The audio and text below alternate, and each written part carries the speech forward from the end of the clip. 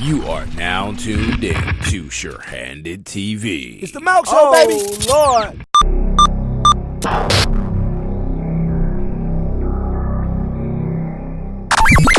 Hello, ladies and gentlemen. I am Malcolm Sommons, sitting here with civil rights attorney Ben Crump. How are you today, Ben? I'm doing well, Malcolm. Happy to be at FAMU.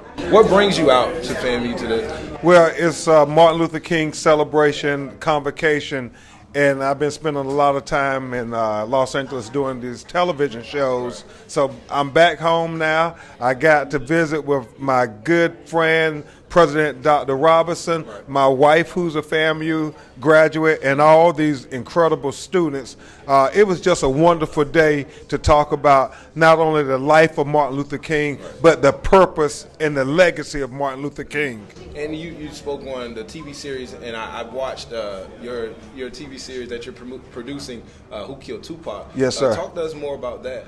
Well, certainly, Who Killed Tupac, in many ways, talked about due process of the law, talked about what Martin Luther King talked about when he said equal justice for all, what Thurgood Marshall was championing equal justice for all, because even though Tupac Shakur was one of the most successful, accomplished, famous hip-hop actors in the world, he was still a young black man. And when he was killed in Las Vegas, Nevada, after the Mike Tyson fight, he got a lot of the same injustice that most other young black men get in America, even to this day. So we thought it was very important, not only in telling the story of who Tupac was, but to talk about what happened to him in the aftermath of his death and how it's relevant today, whether it's Trayvon Martin, Michael Brown, Sandra Bland. I mean, it's very relevant what happened 20 years ago that nobody was held accountable for his death. And so that's the fight.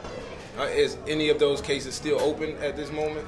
Unfortunately, nobody has been held accountable in any of those cases of these young black people being killed in some unbelievable ways. And you have all the objective evidence in the world, some of them even on video, but yet nobody's been held accountable for these lives. And so it's hard to believe it was 5 years Trayvon Martin was profiled, pursued, and shot in the heart.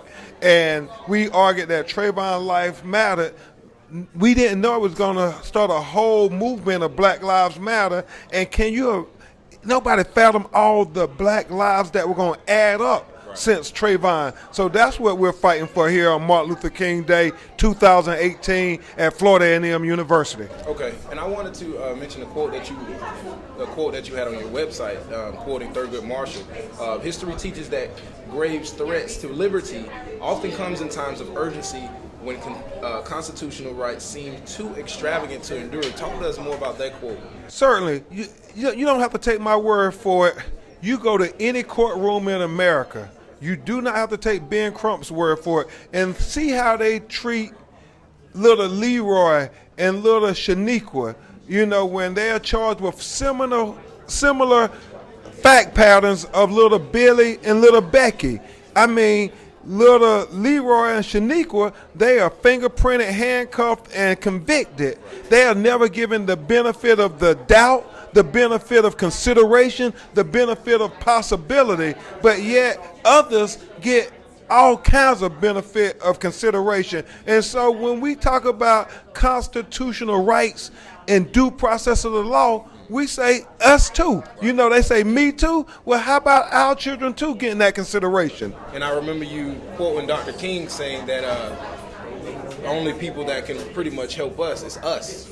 Yeah, well, we have to understand that we are the talented 10th that W.B. Du Bois talked about. Right. We're the 10% who are blessed with education and intelligence, and it's up to us to try to uplift everybody else in our race, all our people, the other 90%. If we don't save them, they won't be saved. Right. So what I wanted to mention also, your law firm with Daryl Parks. Yep, we started over 20 years ago. Yes, sir.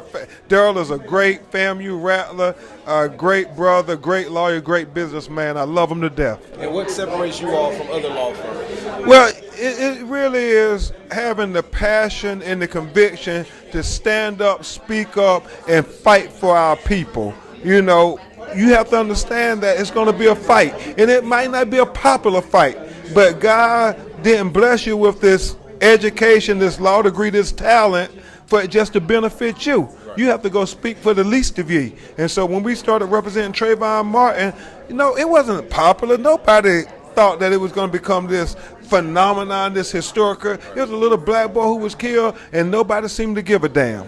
Thank you right now. I appreciate you for coming Malcolm, out. thank you. You our future man.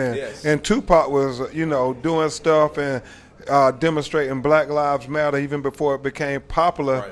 Right. We even named it Black Lives Matter. So we all connected, and it's all relevant today. It's the Mouth Show, baby.